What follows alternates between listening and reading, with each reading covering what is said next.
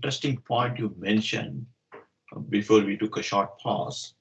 And that is, you said that almost other than 5-10 minutes we spend in worship, everybody is a lokayata, is what Charvaka is what he said. That's really astounding. All along, it has been my impression, I'm sure many would agree, that even an Advaiti is a Dvaiti in the normal times, But you are going even one step down and saying, no, no, no, no. They're not, everybody is not even a Dvaiti. They are all Charvakas. That is a very, very, shall we say, on the one hand, astounding, on the other hand, disconcerting as well to people who think that they are very theistic and they worship God, they're religious people. It's all they who are atheists. And you're turning around and saying, oh, hold on, guys, all of us are Lokayatas. That is very interesting point. Yeah, in fact, there is a very, this is relevant in a different way as well. See, the question is, the Shastras need to teach you that, right, which will remove your ignorance and give you knowledge. Now, fundamentally, what we are saying is that, see, everybody may be Dvaita in the sense that, they accept differences, right? You are different, I am different, my laptop is different from your laptop, so on and so forth, right? But, so in that sense, everybody may be Advaiti, but when I said, we think, I think that we are all mostly Charvakas or, even Advaiti for that matter, it is because we ascribe the quality of independence to our actions and our thoughts, which is fundamentally, disagreed upon in Acharya's Tattva Vaada. Everything here is because of Vishnu, and you need to keep thinking about it and about him and his qualities. And we don't do that. I mean, how many times in a day do we really do that?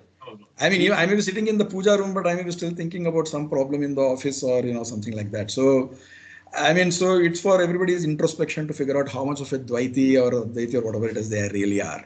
Okay. Yes. Percentage you want. Okay. Yeah. And fundamentally, our also thinking is, there is, I'll give you a slightly different detour there, right? In Vyakarana, there is some concept called as aprasaktasya pratishedho nasti, or only prasakta eva pratishedha. Basically, whatever is obtained, you need to negate only that. See, for example, I don't go around, telling somebody that, sun doesn't rise in the west, it rises in the east kind of thing. Everybody accepts it. Unless there is something that needs to be negated is obtained, you don't go on generally, putting that thing around. So what is the prapti? It is called prapti or prasakti or whatever it is here. What is the prapti for Dvaita to be taught? It is because fundamentally people have not accepted it in the heart. Dvaita is very difficult to get. Oh, really? I may accept differences. Oh my God. But I may not accept independence of some other being as controlling me. Okay. So that quality of independence is not accepted. And that's why the Shastras, they teach us that primarily. Swatantro Bhagavan Vishnu. Yes. Atat Tvamasi, that's why. Okay, got it. Here's a question though.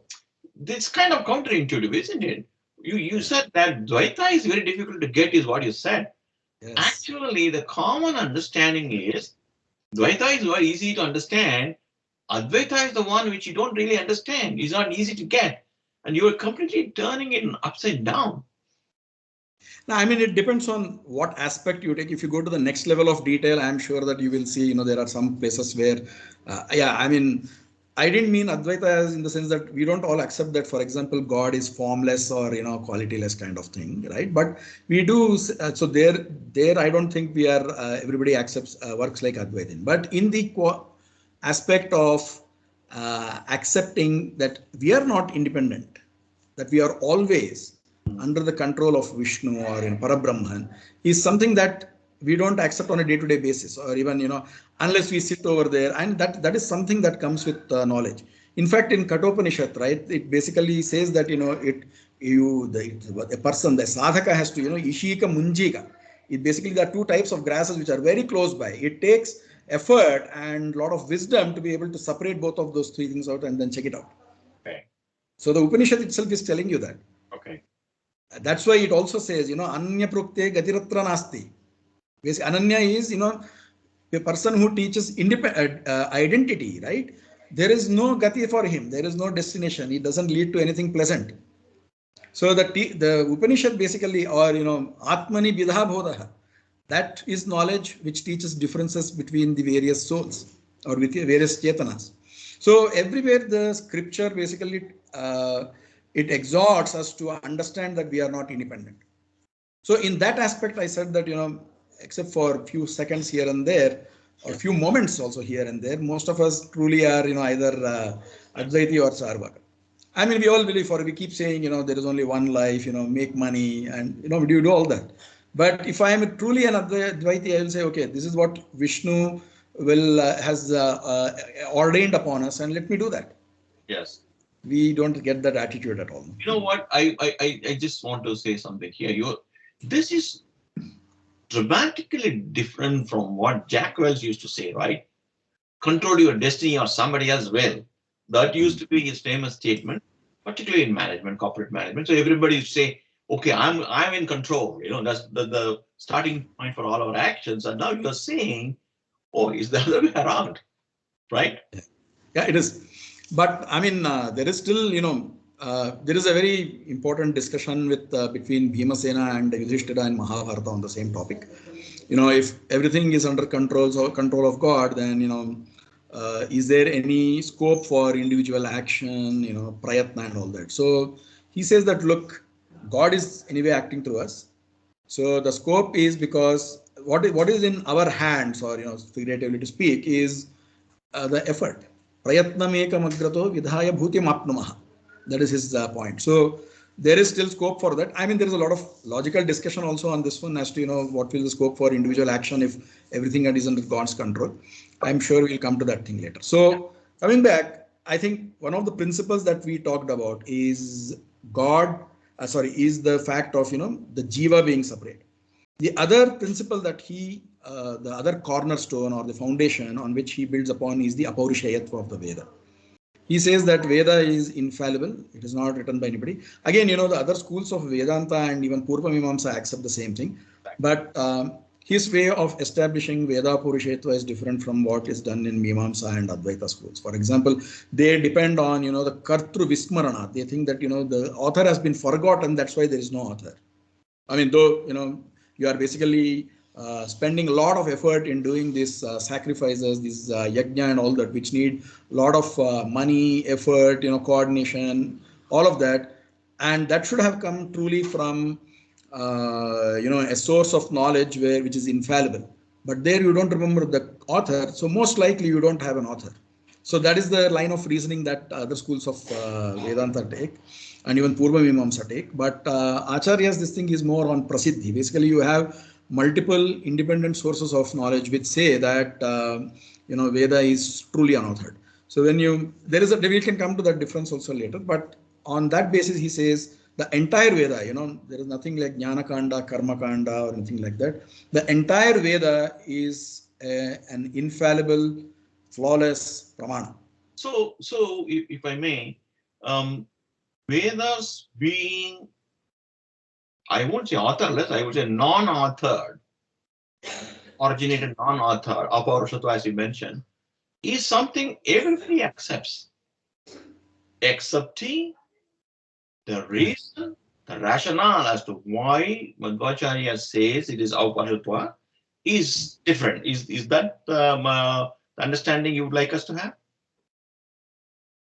So among the different schools of philosophy that have been there in the Bharata Desha, one is the Sankhya, Nyaya and Yoga. They hold Veda to be Ishvara's word. They think that it is authored but by God. So now, how do you establish the existence of God? So they give you some inferences. For example, the most famous is the whole world is an effect. So it means that there should be a creator, right? So they try to base it based on logic.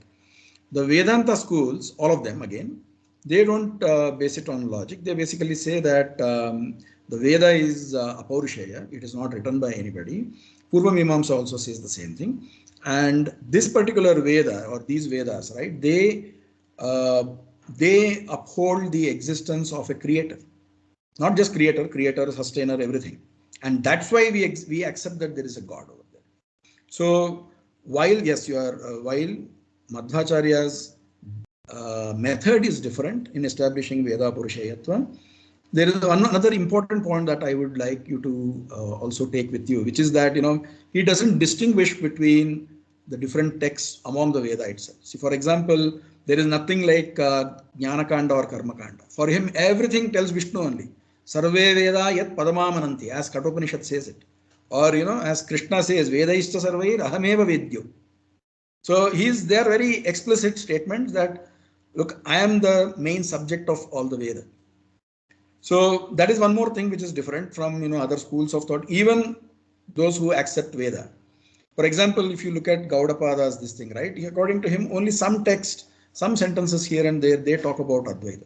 Rest of them are meant for the not so talented people like us, for whom it has a more merciful. Shruti is having a lot of mercy, and Shruti as in the Veda is having a lot of mercy. So that's why it is teaching you some temporary stuff that will eventually get you there, kind of thing, right?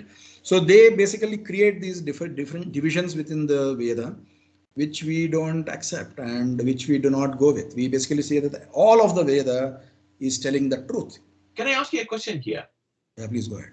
I understand. I get it that while Advaita and many other sampradayas would like to kind of partition Vedas into category A, B, or C and say, you know what, A is supreme, Tattva is there. If you can't get it, okay, try B. If you can't get that, also go to C, and eventually you'll get there. That's the approach, is what you're trying to hint. I mean, I'm trying to be a little humorous here, without any disrespect to them, but I'm just saying for the sake of understanding. On the other hand, in Tattva Vaada, Srimad Acharya thinks or argues that every part is equally important and there is no difference.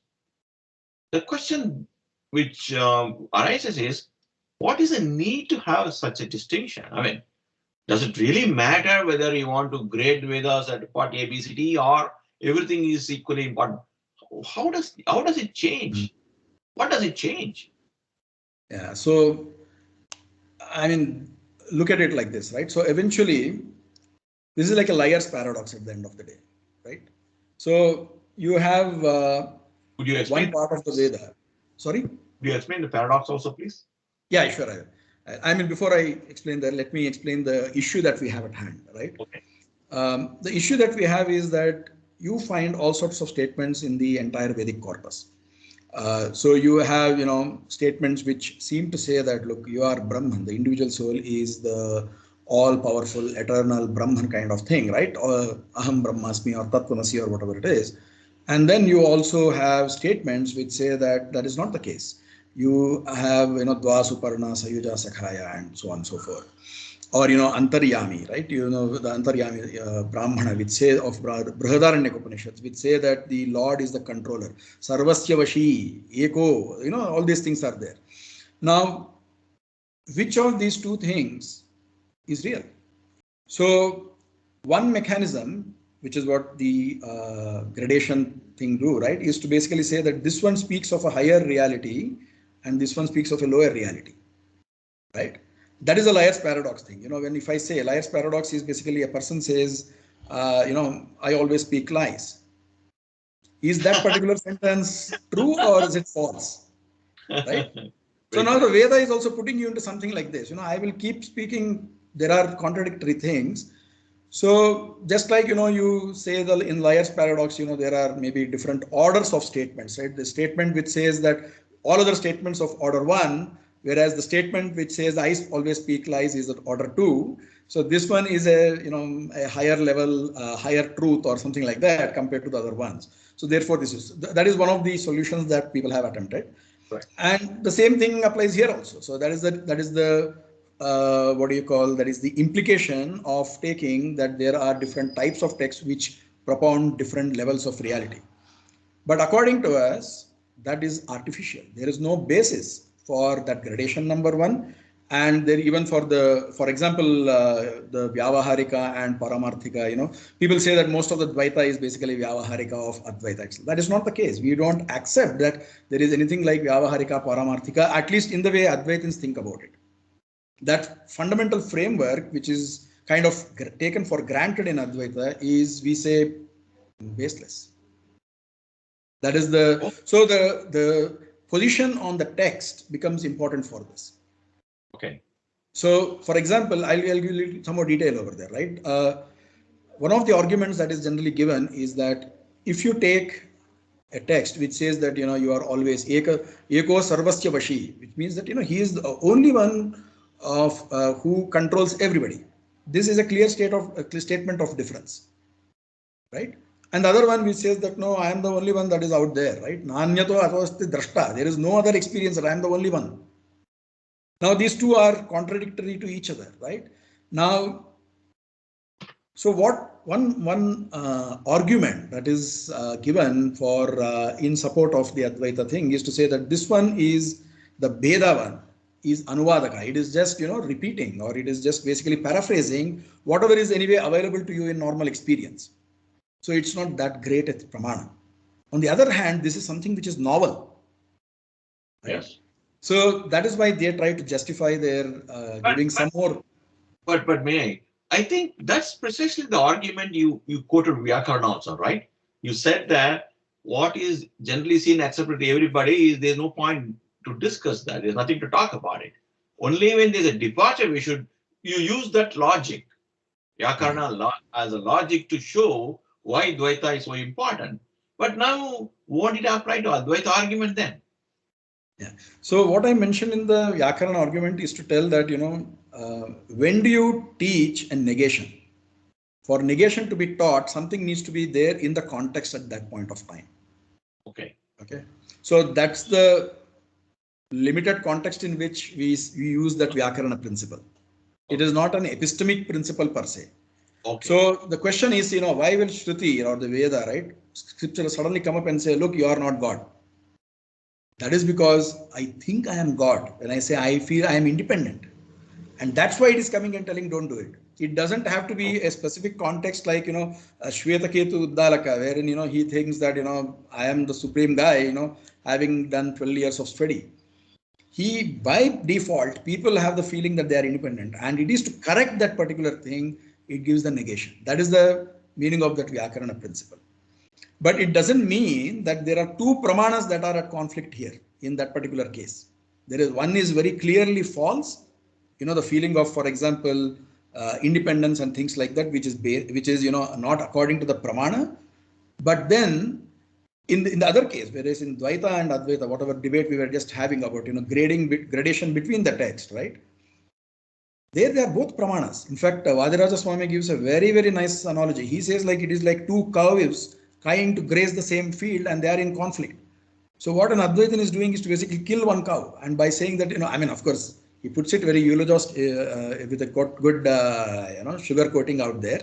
He says that this is meant for, people who are not so talented, who are not so intelligent and so on and so forth. Only when you get to the highest level of Jnana Yoga, then you will be able to understand Advaita and all that. But that is all pretty euphemistic way of saying, what all that is false.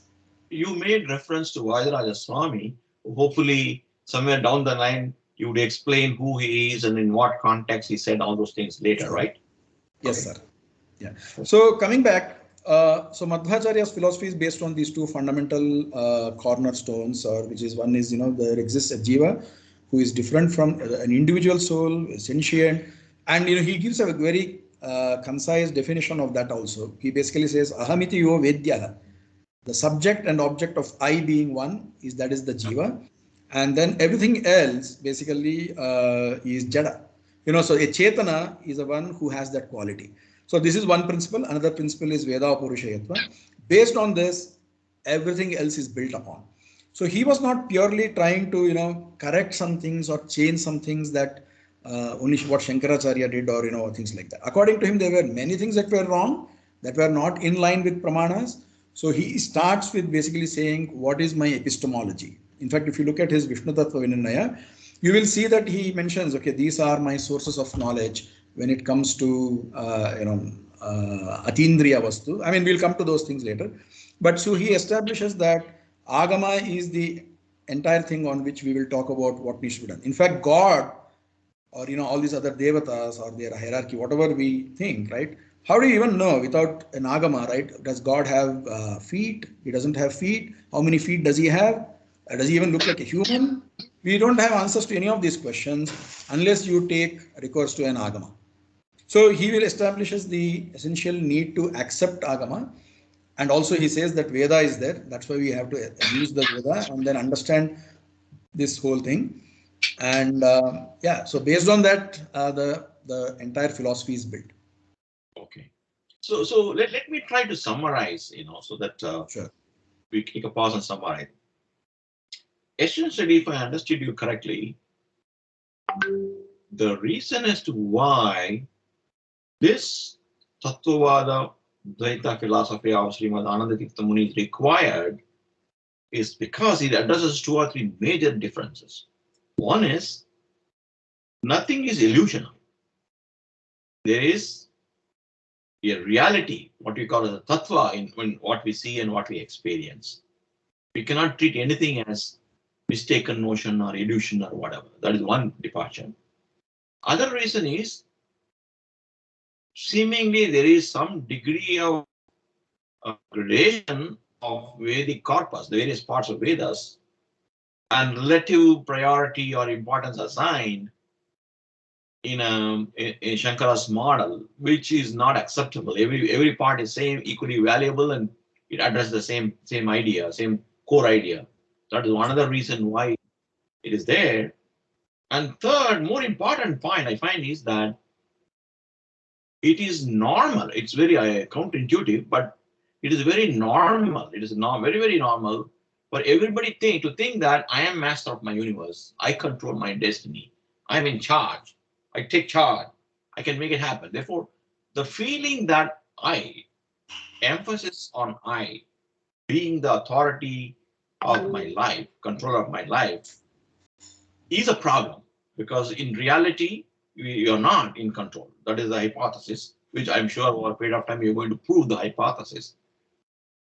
Because Advaita or any other philosophy does not take these three positions, which Srimad Anandatirtha Muni argues is based on what is given in Vedas. It's not some fancy idea, my own, what we call as a Kapala Drishti or whatever. I've heard some people think.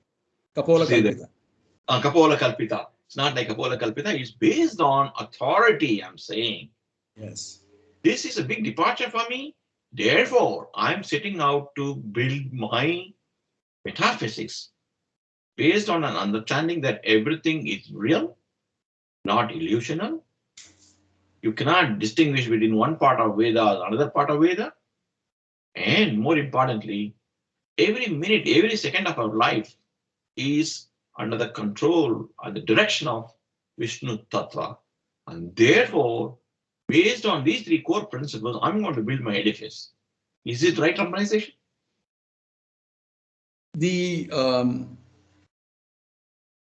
The fact of Vishnu's existence and his being under control is something that is driven by the Veda, that is derived from the Veda also. So, epistemically, right, as a source of knowledge, There's a shadow what falling. is as a source of knowledge, there is pratyaksha, there is anumana, there is agama. So based on that, purely on that, he establishes everything else. So be it Vishnu or his supremacy or his sovereignty over everybody else, or what is the nature of sadhana, what should one do, what will one get, that is a phala. All of this is all derived from the pramana. If I have a pramana, then what comes from that pramana is prameya. It is something that I can establish. So it is not a principle which is presumed. Vishnu is not a principle that is presumed to before, prior to even arguing on the pramanya of Veda, on the authority of Veda. So I independently establish Vedic authority. I independently establish the existence of a soul. From these two things, he builds everything else. Excellent, excellent. Now that you just mentioned Prameya, I would probably request you to talk a little bit about the Prameyas which we keep hearing in Tattva circle. Sriman Sure, Madhvate Hariparatara, Satyam Jagat, etc. If that sure, is end part, if you can just mention, and probably with that we can end in today's discussion, because in Advaita, most commonly quoted is a one-liner, mm, right? Brahma Satyam Jagat Mithya, Jivo Brahmeva Na Paraha. It's very easy to understand. Only one-liner is given to you saying that only reality is Brahman. Everything is only a mistaken notion, and Jiva and Brahma is saying no different from each other. It's very easy to understand.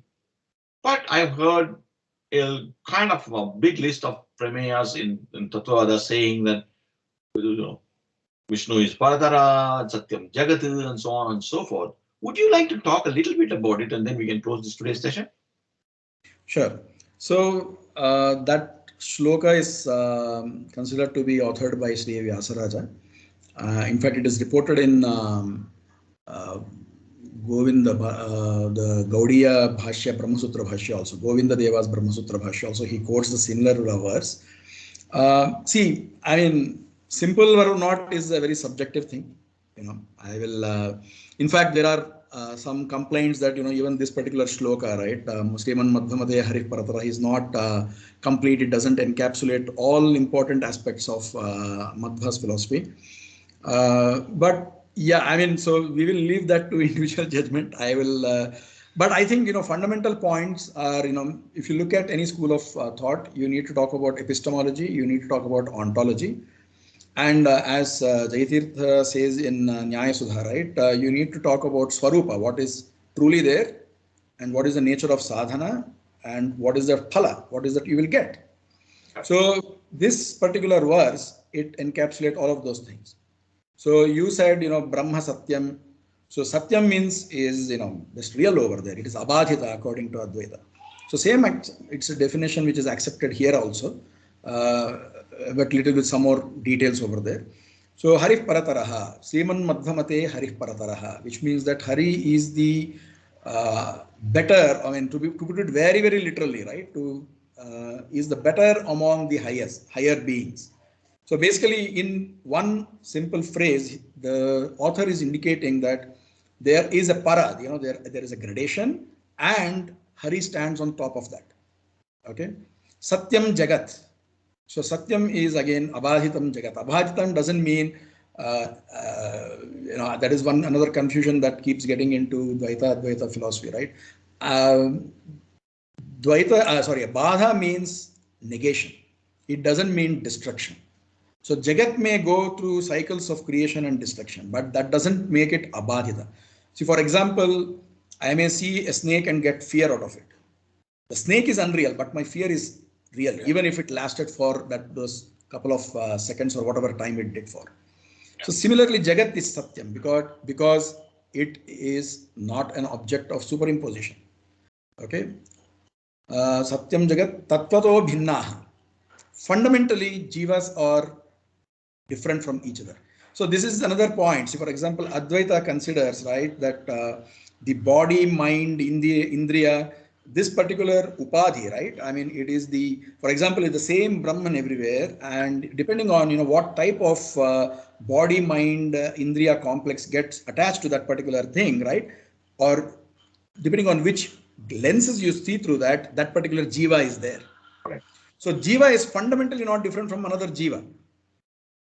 That is the other notion. But here we are saying that there is upadhi and all those things are fine, but fundamentally one jiva is different from another jiva and also from Brahman. Tattvato bhinnaha harer anucharaha. So that is anucharaha matlab it's not just his, they follow him or anything like that. Anucharaha, the way he moves, everybody else moves. Correct. So where he directs, everybody else is directed. So that is the meaning of Hare Anucharaha. Nichocha Bhavam Gataha. There is a notion of higher and lower. Again, this is something that is not available to in regular perception. Since the Veda says that there is such Taratamya or the Nichocha Bhava, which is superior, lower kind of thing. There is one such thing. Superior again, lower in what terms? It is not by wealth or size or anything like that. It is to do with your how much knowledge you have about Vishnu, how much devotion you have, how much bliss you have. Bala, Jnana, Ananda, Ojas. These are the qualities based on which you define one jiva to be more or higher than another jiva. And I mean, this may get little upset here and there during the course of samsara, but eventually that's what stands out. Yeah, nichocha bhavam gataha muktir naija sukhanubhutihi. So mukti is basically so this is the phala which he is mentioning over there, and which basically says that the nature of moksha is enjoyment of one's own bliss. So this is again, it will differentiate from what do you call doctrines, which says that there is no sukha at all. For example, the Nayayika says there is no sukha. It is only the stopping or the termination of pain. That is the definition of moksha. Or in Advaita, Brahma is there. Brahma is sukha himself, but he doesn't experience himself. Right? There is he doesn't there is the triad of experiencer, experience, and experienced is one and the same. They say here that same thing is fine, but there is Brahman does experience himself. There it is again contradicted. So there is a difference again between Advaita and Vaita on that also. There is sukhanubhuti, there is anubhuti, there is experience of one's own bliss, one's own knowledge, everything in moksha. This is again in the parallel would be your Bhagavata statement, which says anyatha rupam hitva swarupena vyavasthitihi. That is the definition of moksha. You discard, you remove everything that is not you, and whatever stays as you is nothing but basically true to yourself is moksha. I mean, even in today's world, that's a very powerful way to look at individuality or to be around actually, right? And then anyatha muktir naija sukhanubhutihi amala bhaktishcha tatsadhanam. Amala bhakti is basically there is spotless. What does spot mean? Basically any devotion that is contaminated by wrong knowledge or by not having enough vairagya is not amala bhakti.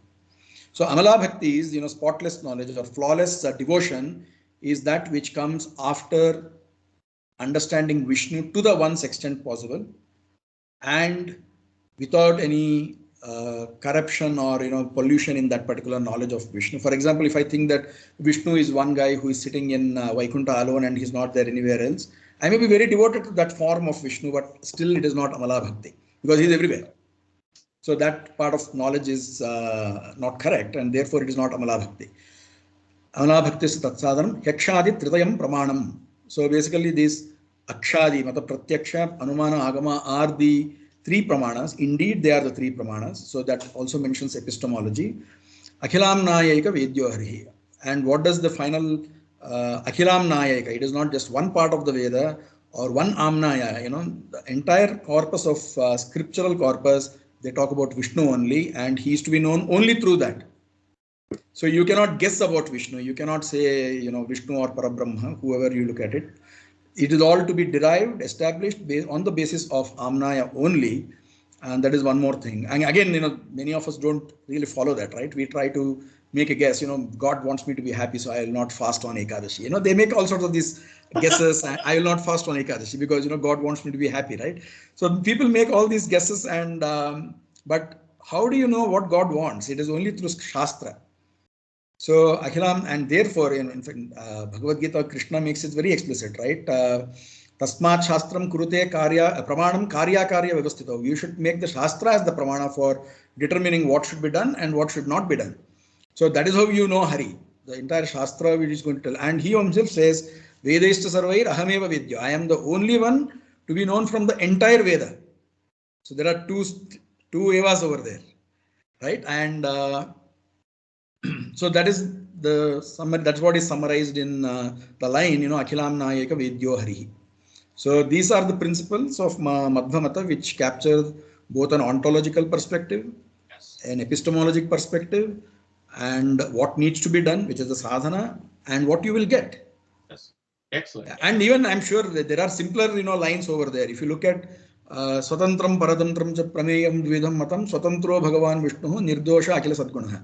One could argue that this itself, establishes everything else over there. I mean, so that's why I said it is pretty subjective as to what is simple, what is not simple, and what much is sufficient or not. So we will leave that to individual people to figure it out.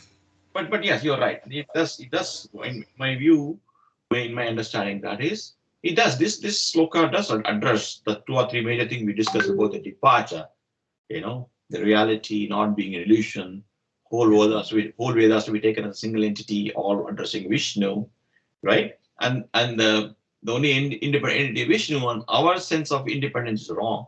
That's why we need to build a new thing. It does address. In fact, you're also right in pointing out the simple or not simple is matter of subjective thing, because I'm not a great scholar like you, but still in one of the congregations I was out to talk about Madhva, the philosophy, I said that, frankly speaking, it can be told in one line, one word, one line, one page, right? You want me to say only one word? I say Vishnu, nothing else, because nothing else is relevant. Vishnu is only word, right? If you want me to say in one line, I would say Swatantro Bhagavan Vishnu. That's all. Nobody else is Swatantra, right? Then obviously one page, when the Tattva, that one page summary and things like that, then you can keep on building books after books around it, explaining. So that is the way I try to talk about it. But I'm very glad you explained it, because in this conversation, you really laid down as to why you need Dvaita as a philosophy, Tattva Advaita as a philosophy at all.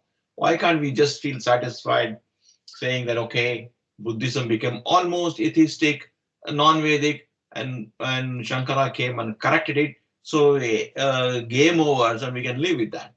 Not true is what your argument is, and you laid out very beautifully. And what I liked in your approach is that you are not critical on other philosophies. You respectfully quoted many of them. In fact, I was very surprised that you're freely were quoting from other philosophies too. That's very important, because it is my personal opinion, and I'm sure every Jignasu will agree that Jignasa is a serious, respectful, critical analysis of what is out there, and ultimately it may boil down to, okay, this appeals to me, I'm going to stick to it and continue with that. I think ultimately it may boil down to that.